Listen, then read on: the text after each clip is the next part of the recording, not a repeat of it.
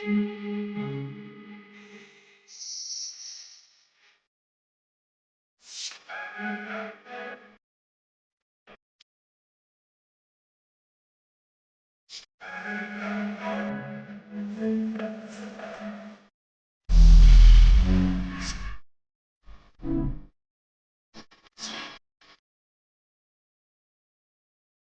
બ્લોગમાં બધાનું સ્વાગત છે।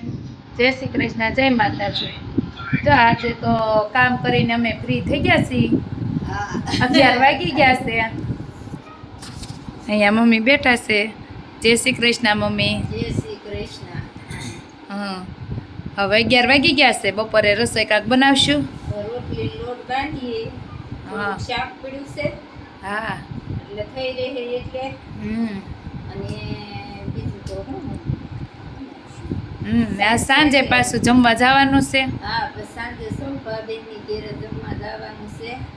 હા, ત્યાં તો ઢોસાનો પ્રોગ્રામ છે। હા, એ તો આપણે ડાયરેક્ટ જ જવાનું છે। ડાયરેક્ટ જવાનું છે। અને આપણે તો સાંજે સરસ કામ પતી ગયું। હા, કાલનો જમણવાર મસ્ત થઈ ગયું। હા, બધું કામે થઈ ગયું।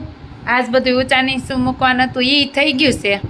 હવે આ ચાદર ધોયા છે એ પાથરવાના છે। હા, બસ કાલે જાવું છે મળવા। હા, હવે શોભાબેનની ઘરે ઢોસા ખાય ને પછી મળી આવી। હા, જાવ મળી આવો। કેટલા દી રોકાવો? 6:45 વાગી ગયા છે અને હવે અમારે જવું છે શોભાબેનની ઘરે જમવાનું છે। અને અમારા ઘરે આવ્યા છે કૈલાસબેન ગામડેથી।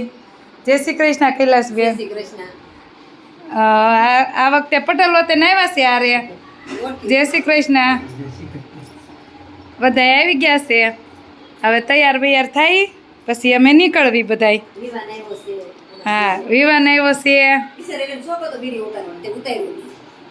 તૈયાર થઈ ગયા છીએ અને બધાય તૈયાર થઈ થઈને બેસી ગયા છે। હા, હવે નીકળવી એટલી વાર છે। બસ હવે અમે જઈએ છીએ।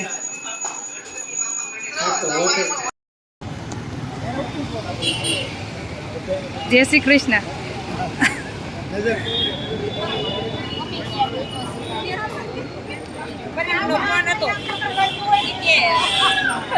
જા અમાર શોભાબેન ની ઘરે આ જવા। જય શ્રી કૃષ્ણ, કેમ છે? સારું આવ